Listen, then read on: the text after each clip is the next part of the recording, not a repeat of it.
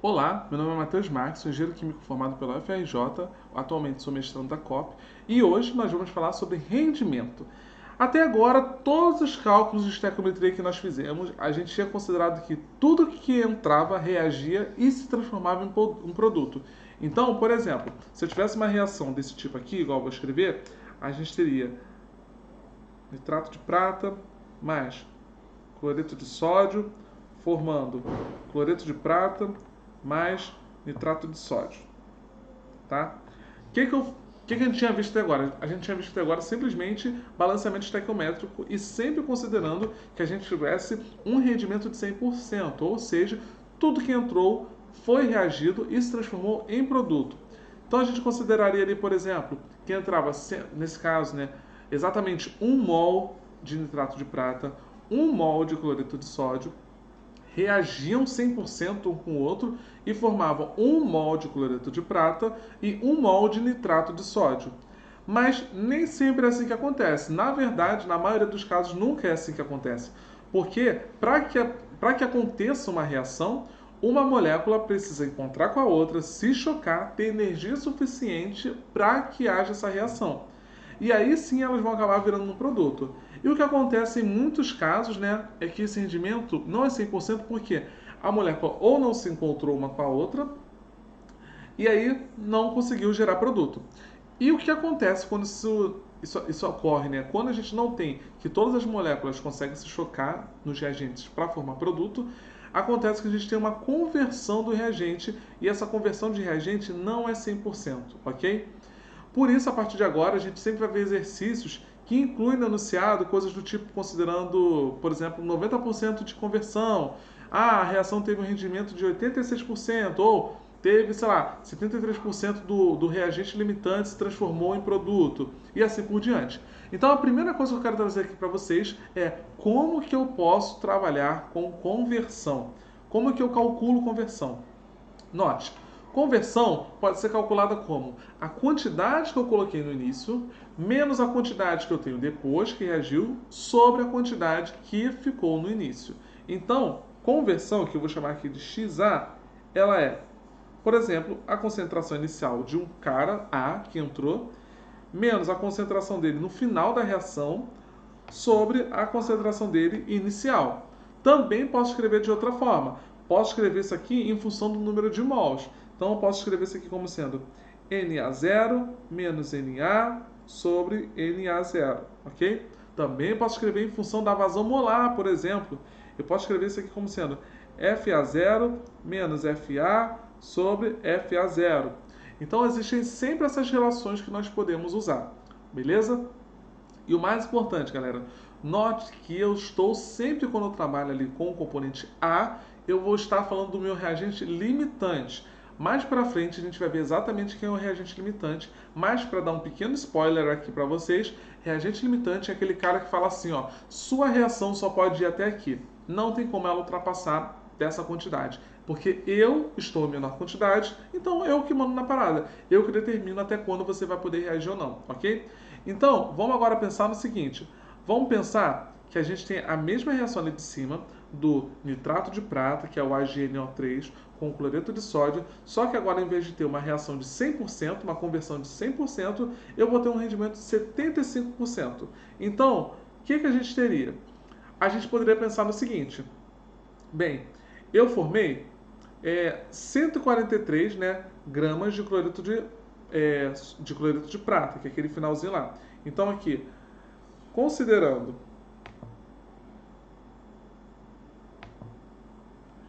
reação com 100% de rendimento, a gente formaria 143,3 gramas desse cara ali no final, certo? Porém, foi apenas 75%.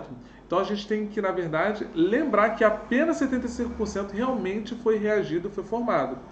Então, o que a gente vai ter que fazer? Multiplicar essa quantidade pelo rendimento de 75%. E aí eu vou ter um valor de 107,475 gramas, ok? Formado. Então, na prática, o que aconteceu? Como eu tive uma conversão menor do que 100%, eu não posso trabalhar com a minha idealidade. Mas a partir desse problema aqui, o que vocês observaram, galera? Isso aqui é o rendimento, tá? De 75%. O que a gente pode observar a partir disso aqui? Eu posso, caso essa coisa de rendimento te atrapalhe um pouco, te assuste, o que você pode fazer? Pode começar trabalhando pensando na conversão de 100% e aí você vai saber quanto realmente quanto seria a quantidade teórica, né, que a gente chama em laboratório de teórico, quanto que você estimaria, considerando 100% de reação, e depois você pega essa quantidade e multiplicaria ela pelo rendimento real da sua reação. E aí sim você obteria a quantidade que ficou de verdade. Beleza?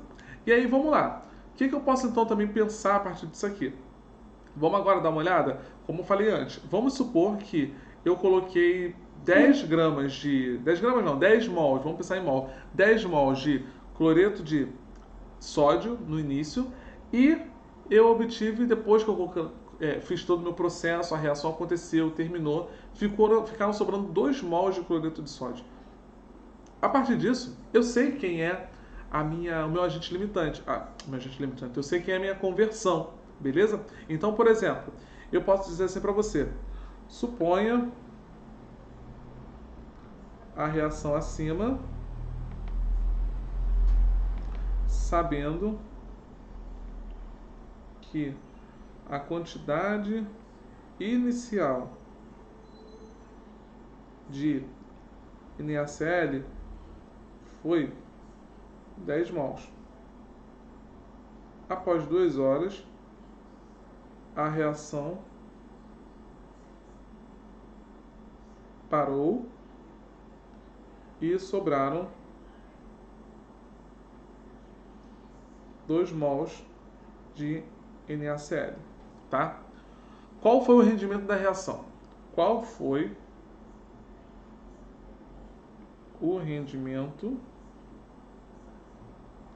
ou conversão da reação?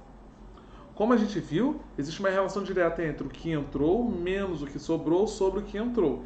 Então a conversão ela seria simplesmente a quantidade inicial de NaCl, vou botar assim, Nzão de NaCl no início, menos N de NaCl sobre N NaCl 0. Então aqui seria 10 menos 2 sobre 10. Isso seria 8 dividido por 10, que seria 0,8, que seria equivalente a 80% de reação aconteceu, ok? Então isso aqui seria 0,8, que correlaciona com 80%, ok? Sabendo isso, eu também sei qual é a quantidade de produto que eu vou formar, certo? Porque se entraram 10, vamos olhar aqui para o nosso problema. Se entraram 10 mols de cloreto de sódio, mas apenas 8 reagiram. Por que eu sei que 8 reagiram? Porque sobraram 2, certo?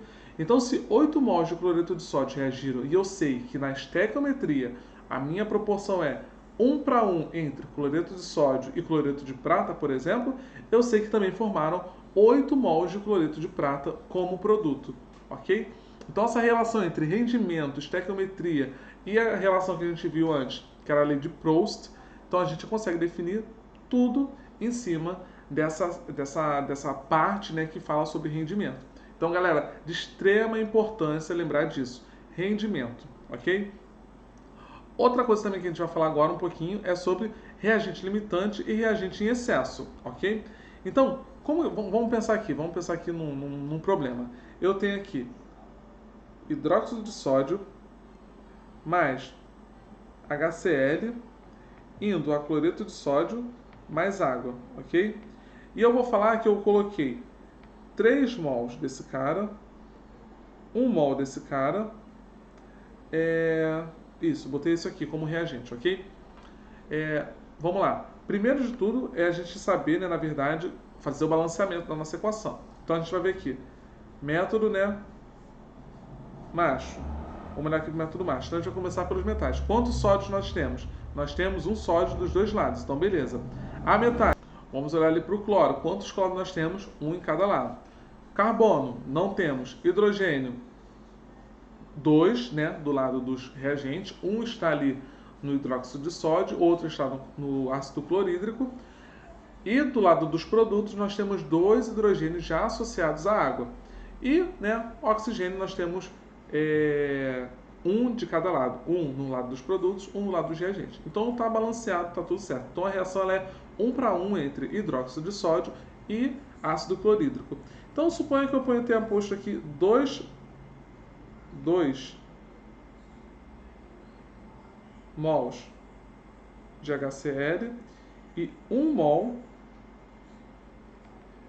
de hidróxido de sódio, certo? Como condição inicial do meu problema. Bem, eu sei que naturalmente, pela minha estequiometria, 1 mol de cloreto de sódio, 1 mol de ácido clorídrico vai requerer de mim não, né, do sistema, para essa reação dada, também 1 mol, né, quer dizer, 2 mols de ácido clorídrico vão exigir a mesma quantidade de mols de hidróxido de sódio. E a gente observa aqui que a gente não tem a mesma quantidade. E o hidróxido de sódio está numa quantidade menor. O que isso vai implicar? Isso vai implicar que, considerando que eu tenho uma reação ali de 100% também, que eu vou consumir todo o meu 1 mol de hidróxido de sódio. Esse 1 mol de hidróxido de sódio vai reagir com 1 mol de cloreto, de ácido clorídrico, e por fim, não vai ter mais hidróxido de sódio para ser consumido pelo ácido clorídrico. Então, no final das contas, vão sobrar 1 mol de ácido clorídrico e nenhum mol de hidróxido de sódio. Isso quer dizer, então, que quem sobrou se tornou o agente limitante. Então, nesse caso aqui, esse cara é o que nós chamamos de agente... Eu falei quem sobrou se torna agente limitante? Não. Quem sobrou se transforma no agente em excesso. Então, agente de excesso. Ok? E quem não sobrou nada dele e ele limitou a reação, porque sem ele não tem mais como a reação acontecer, é o que nós chamamos de agente limitante. Ok? Então, isso aqui é o princípio para vocês sempre lembrarem.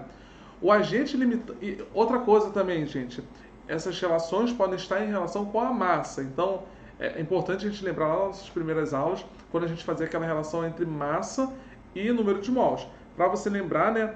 Vamos lá. Número de mols ele é igual à massa que foi dada pelo problema, né?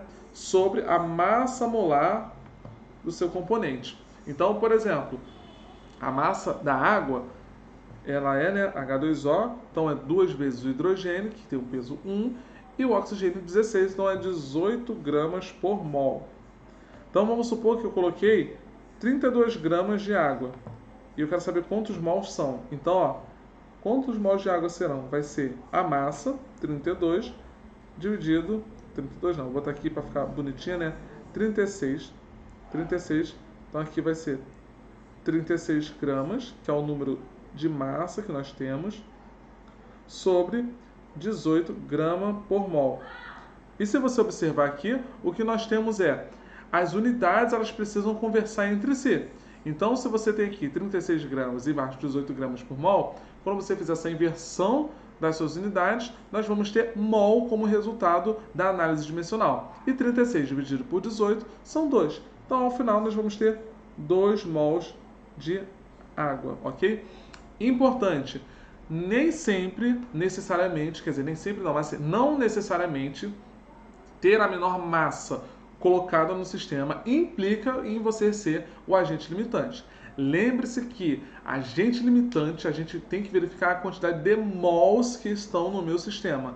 Não se iludam achando que isso vai ser relacionado diretamente com o número de massa, porque a massa molecular, que é esse MM que eu botei ali, né, embaixo, ela tem um papel super importante. Ela é quem vai definir, no final das contas, na relação massa e massa molecular, a quantidade de número de mols. Então, é por ela, é pelo número de mols que você define quem será o seu agente limitante e quem será o seu agente em excesso, ok? Espero agora vocês realmente na parte de termoquímica e vamos nos ver lá.